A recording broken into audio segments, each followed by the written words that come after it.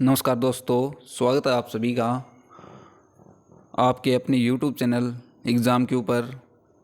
आज के इस वीडियो में मैं आपके लिए लेकर आया हूँ हिस्ट्री, इंडियन हिस्ट्री, भारत का इतिहास, जो कि हम आज से शुरू करेंगे और अब ये वीडियो कंटिन्यू चलेगी।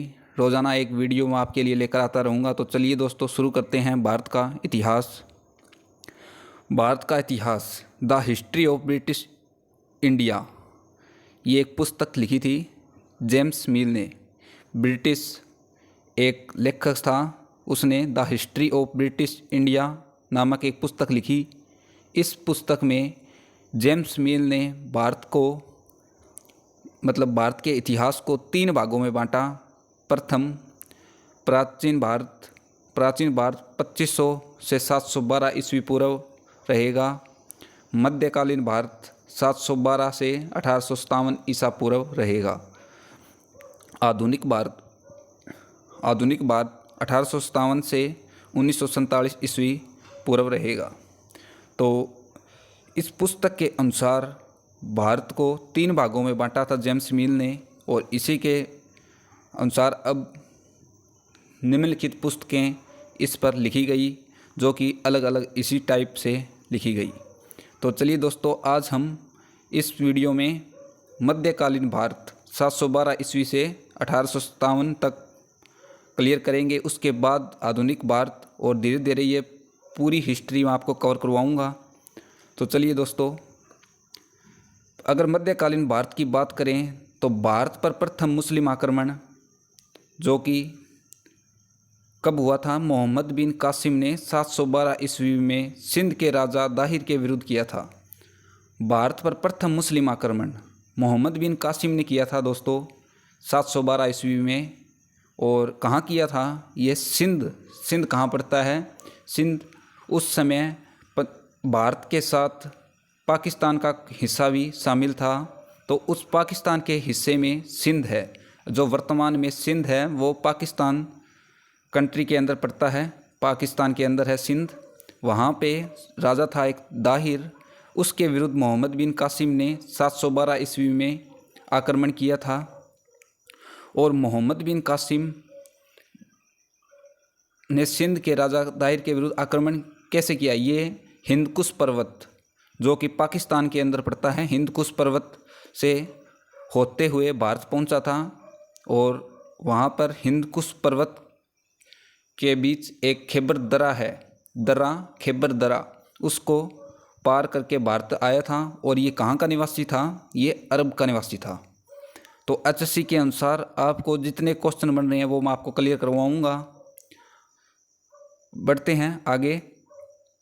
दूसरा मुस्लिम वह फर्स्ट तुर्की आक्रमण, ये सुबुक्तगिन ने 986 ईस्वी में मुल्तान के राजा जयपाल के विरुद्ध किया। दूसरा मुस्लिम आक्रमण वह प्रथम तुर्की आक्रमण।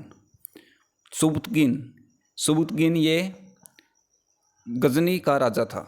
गजनी राज्य की स्थापना किसने करी थी? ये अल्पतगिन नामक एक तुर्की सरदार था, जिसने 17,000 लोगों के साथ मिलकर 932 ईस्वी में गजनी साम्राज्य की स्थापना की थी। और गजनी में राजा बनता है सुबुक्तगिन। सुबुक्तगिन कौन था? ये अल्पतगिन, जिसने गजनी साम्राज्य की स्थापना की थी, उसका दामाद था। ये अल्पतगिन का दामाद सुबुक्तगिन, जिसने 986 ईस्वी में भारत पर दूसरा मुस्लिम आक्रमण व फर्स्ट तुर्की हमला, इसको 2 तरीके से हम बोल सकते हैं। सेकंड मुस्लिम आक्रमण किसने किया? तो ये सुबुक्तगिन ने किया। कब किया? 986 ईस्वी में। अगर आ जाए फर्स्ट तुर्की आक्रमण किसने किया? तो ये सुबुक्तगिन ने किया। कब किया? ये भी 986 ईस्वी में। और कहाँ किया? मुल्तान के राजा जयपाल के विरुद्ध। सुबुक्तगिन के बाद गजनी का राजा महमूद गजनवी बनता है। महमूद गजनवी कौन था? महमूद गजनवी सुबुक्तगिन का पुत्र था। महमूद गजनवी, जो कि 997 ईस्वी से 1030 ईस्वी तक शासक रहा। और इसने भारत पर 17 बार आक्रमण किए थे महमूद गजनवी ने भारत पर कितनी बार आक्रमण किया? तो दोस्तों ये 17 बार आक्रमण किया। और कई बार पेपर में प्रश्न पूछा गया है कि सुल्तान की उपाधि धारण करने वाला प्रथम मुसलमान या तुर्की कौन था? तो ये महमूद गजनवी, जिसने सुल्तान की उपाधि धारण की। और सुल्तान की उपाधि कहाँ से प्राप्त की थी दोस्तों? इसने सुल्तान की उपाधि बगदाद के खलीफाओं से धारण की थी। सुल्तान की उपाधि महमूद गजनवी को किसने प्रदान की थी? बगदाद के खलीफाओं ने। बढ़ते हैं आगे। महमूद गजनवी के अब हम आक्रमण पढ़ते हैं। तो आक्रमण 1001 ईस्वी में वे हिंद की लड़ाई हुई थी। 1001 ईस्वी में इसने टोटल 17 बार आक्रमण तो किया था दोस्तों भारत पर, लेकिन हम टोटल इसकी 17 लड़ाई ही नहीं करेंगे। हम इम्पोर्टेंट जो भी पेपर के अंदर या पेपर के हिसाब से पूछी जाती है हम वही करेंगे। तो 1001 ईस्वी में वे हिंद की लड़ाई महमूद गजनवी और जयपाल के बीच हुई थी। और इसमें जयपाल की हार हो जाती है और जयपाल हारने के बाद इसने खुद आत्महत्या कर ली थी। हार को नहीं सह पाने के कारण जयपाल एक शक्तिशाली शासक था और जिसने हार की वजह से आत्महत्या कर ली। बढ़ते हैं आगे। 1008 ईस्वी का आक्रमण। 1008 ईस्वी में आक्रमण महमूद गजनवी ने किया था भारत पर। इसमें महमूद गजनवी और आनंदपाल के बीच हुआ था। ये आनंदपाल कौन था? ये आनंदपाल महमूद गजनवी का पुत्र था दोस्तों। आनंदपाल महमूद गजनवी का पुत्र था और 1008 ईस्वी में महमूद गजनवी व आनंदपाल के बीच लड़ाई हुई थी ये। बढ़ते हैं आगे। सोमनाथ मंदिर 1014 ईस्वी का आक्रमण। 1014 ईस्वी में बहुत ही चर्चित आक्रमण है ये दोस्तों। कई बार पेपर के अंदर आया है। हरियाणा के पेपरों की बात करें तो एचएससी के खास तौर पर, तो इसने प्रीवियस ईयर पेपर में इस प्रश्न को काफ़ी बार रिपीट किया है दोस्तों। 1014 ईस्वी का आक्रमण थानेसर कुरुक्षेत्र पर हुआ था, जो कि हरियाणा में पड़ता है। और कुरुक्षेत्र को श्री कंठ जनपद भी कहा जाता है। और थानेसर का पुराना नाम स्थानेश्वर रहेगा। स्थानेश्वर किसका पुराना नाम है? ये थानेसर का। 1025 ईस्वी में गुजरात पर आक्रमण किसने किया था? ये महमूद गजनवी ने। और इसमें सोमनाथ मंदिर को लूटने का प्रयास किया था। और इसमें 20 लाख की दिनार व 300 ऊँट महमूद गजनवी को मिले थे सोमनाथ मंदिर लूटने में। और वापस जब ये सोमनाथ मंदिर को लूटकर वापस जा रहा था महमूद गजनवी, तो इसको वापस जाते समय जाटों ने लूट लिया। जाटों का आपको पता ही है, उस समय बहुत चर्चित रहा और जाटों ने इसको लूट लिया। 1027 ईस्वी में महमूद गजनवी का आक्रमण, ये महमूद गजनवी ने जाटों के विरुद्ध किया। तो जाटों ने लूटा था इसको 1025 ईस्वी के अंदर। तो सोमनाथ मंदिर को जब ये लूट कर जा रहा था वापस, तो उसको 1027 ईस्वी में इसमें दोबारा इसने जाटों के विरुद्ध आक्रमण कर दिया। ठीक है दोस्तों, बढ़ते हैं आगे। 1030 ईस्वी में महमूद गजनवी की मृत्यु हो जाती है। किसके कारण हुई थी महमूद गजनवी की मृत्यु? ये मलेरिया के कारण हुई थी। और गजनी का राजा महमूद गजनवी के मृत्यु के बाद गजनी का राजा कौन बनता है? मोहम्मद गोरी। मोहम्मद गोरी जो गजनी की गद्दी पर बैठता है। मोहम्मद गोरी की अगर बात करें 1173 से 1206 ईस्वी तक रहेगा। इसके बाद सल्तनत कालीन भारत हम पढ़ेंगे। मोहम्मद गोरी 1173 से 1206 ईस्वी। इसके गुलाम थे मोहम्मद गोरी के, 2 गुलाम थे इसके। एक तो था बख्तियार खिलजी और दूसरा कुतुबुद्दीन ऐबक। गुलाम वंश की स्थापना किसने की थी? कुतुबुद्दीन ऐबक ने। ये आगे जाके हम पढ़ेंगे। अभी फ़िलहाल के लिए ये जो लेक्चर चल रहा है इसी में आप कंटिन्यू बने रहें। मैं आपको पेपर के हिसाब से ही करवा रहा हूँ दोस्तों। बढ़ते हैं आगे। मोहम्मद गोरी आक्रमण। मोहम्मद गोरी के आक्रमण 1178 ईस्वी में मोहम्मद गोरी ने पाटन गुजरात पर आक्रमण किया और वहाँ का शासक कौन था दोस्तों? वहाँ का शासक था भीम सेकंड। मोहम्मद गोरी ने जब गुजरात पे आक्रमण किया तो वहाँ पे शासक था भीम सेकंड। गुजरात का शासक था भीम सेकंड। भीम सेकंड ने मोहम्मद गोरी को कैद कर लिया। किसी कारणवश ये भाग गया वहाँ से और आगे चलता गया। इससे पहले दोस्तों 1178 ईस्वी से पहले एक आक्रमण किया था जो कि 1175 ईस्वी में मुल्तान के विरुद्ध किया था। जो भी मोहम्मद गोरी है जो वो हार गया। मुल्तान के विरुद्ध आक्रमण किया था 1175 ईस्वी में, वह भी वो हार गया। उसके बाद 1178 ईस्वी में किया और अब आगे 1186 ईस्वी में बठिंडा का किला जो मोहम्मद गोरी ने लूटने का प्रयास किया था वो भी आपको पता ही है दोस्तों, ये काफ़ी बार हार कर चला गया। उसके बाद उसका सबसे चर्चित आक्रमण है जो कि काफ़ी बार एग्जाम में आते हैं। 1191 ईस्वी में तराइन का प्रथम युद्ध हुआ था। 1191 में तराइन का प्रथम युद्ध, ये मोहम्मद गोरी और पृथ्वीराज चौहान के बीच, पृथ्वीराज चौहान और मोहम्मद गोरी के बीच। इस युद्ध में किसकी जीत हुई थी? मोहम्मद गोरी, नहीं सॉरी दोस्तों, 1191 में तराइन के प्रथम युद्ध में पृथ्वीराज चौहान की जीत हुई थी। पृथ्वीराज चौहान की जीत का कारण था दोस्तों, ये मैं आगे बताऊंगा आपको।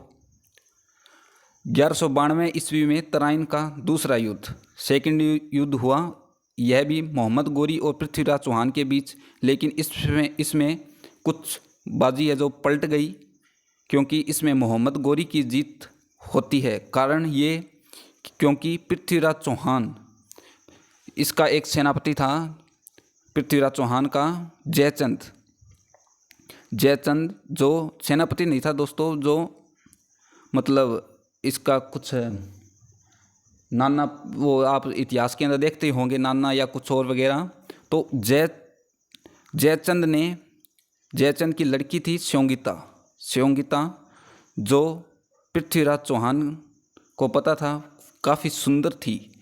तो पृथ्वीराज चौहान ने स्योंगिता को अपहरण कर लिया और उसके साथ लव मैरिज कर ली और बाद में पृथ्वीराज चौहान और स्योंगिता की शादी हो जाती है।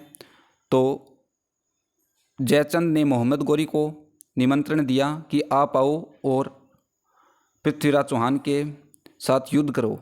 तो उसके कहने पर जयचंद के मोहम्मद गोरी वापस आया और पृथ्वीराज चौहान हार जाता है। 1194 ईस्वी में चंदावर का युद्ध हुआ। इसमें मोहम्मद गोरी व जयचंद के बीच हुआ। तो पता ही है दोस्तों, जयचंद रह गया, पृथ्वीराज चौहान तो वैसे ही मारा गया और मोहम्मद गोरी किसको बख्शने वाला था। इसने जयचंद के बीच लड़ाई कर ली और जयचंद को हरा दिया। इस युद्ध में जयचंद हार गया, मोहम्मद गोरी की जीत हुई 1194 में। इसके बाद नालंदा विश्वविद्यालय, जो आपने सुना ही होगा, बिहार के अंदर पड़ता है नालंदा विश्वविद्यालय। इसका निर्माण नालंदा विश्वविद्यालय, इसका निर्माण 411 ईस्वी में कुमारगुप्त ने करवाया था। नालंदा विश्वविद्यालय का निर्माण किसने करवाया था? 411 ईस्वी में कुमारगुप्त ने करवाया था, जो कि गुप्त वंश का था। और नालंदा विश्वविद्यालय को तुड़वाया किसने था? ये बख्तियार खिलजी, जो किसका गुलाम था? जो मोहम्मद गोरी का गुलाम था। और इसको नालंदा विश्वविद्यालय को बख्तियार खिलजी ने तुड़वाया। और इसी समय मोहम्मद गोरी तो जा चुका था, उसकी तो वो यहाँ से मतलब राजपाट छोड़ के सब, और मोहम्मद गोरी अपने गुलाम बख्तियार खिलजी और कुतुबुद्दीन ऐबक को सौंप कर सब कुछ चला गया यहाँ से। फिर बख्तियार खिलजी ने नालंदा विश्वविद्यालय को तुड़वा दिया और उसके बाद बख्तियार खिलजी की हत्या कुतुबुद्दीन ऐबक ने कर दी। किस लिए की थी? क्योंकि ये सुल्तान आगे दिल्ली का सल्तनत का नई स्थापना करेगा आगे जाके, और कुतुबुद्दीन ऐबक ने बख्तियार खिलजी की हत्या कर दी। हत्या करने के बाद अब नए राजवंश का उदय हुआ और इसने सोचा अब कोई और तो है नहीं, इसलिए दिल्ली सल्तनत, जो कि गुलाम वंश कहलाएगा, गुलाम वंश की स्थापना दिल्ली सल्तनत में पहला वंश रहेगा गुलाम वंश, जिसकी स्थापना कुतुबुद्दीन ऐबक ने की थी 1206 ईस्वी में, और ये 1206 से 1290 ईस्वी तक रहेगा। गुलाम वंश कब से कब तक चलेगा? 1206 से 1290 ईस्वी तक। तो ये हम आगे के लेक्चर में करेंगे। आज के लिए इतना ही। वीडियो पसंद आए तो लाइक और शेयर कमेंट करना न भूलें, और हमारे एग्ज़ाम क्यू चैनल को सब्सक्राइब करना न भूलें। ठीक है दोस्तों, आशा करता हूँ आपको वीडियो पसंद आ रही होगी। पसंद आए तो ज़्यादा से ज़्यादा शेयर ज़रूर करना दोस्तों, ताकि मैं आपको अच्छे से अच्छे वीडियो प्रोवाइड करवा सकूँ। मिलते हैं दोस्तों नेक्स्ट क्लास में। तब तक के लिए जय हिंद, जय भारत। दोस्तों, जितना पेपर के हिसाब से बनता है एचएससी के पॉइंट ऑफ से, हरियाणा पुलिस, ग्राम सचिव इत्यादि के लिए महत्वपूर्ण टॉपिक है ये। इतनी गारंटी रहेगी दोस्तों कि हिस्ट्री के अंदर अगर कुछ भी प्रॉब्लम आपको मिले कहीं भी प्रश्न के अंदर, तो आप डिस्क्रिप्शन में टेलीग्राम है, फेसबुक है, आप वहाँ से मेरे को संपर्क कर सकते हैं। और पीडीएफ इत्यादि के लिए आप टेलीग्राम ग्रुप को ज्वाइन कर सकते हैं एग्ज़ाम क्यू के नाम से, और फेसबुक पेज एग्ज़ाम क्यू उसको भी आप लाइक कर सकते हैं। वहाँ पे भी मैं आपके लिए नोट्स वगैरह डालता रहता हूँ। तो मिलते हैं दोस्तों नेक्स्ट क्लास में। तब तक के लिए जय हिंद, जय भारत।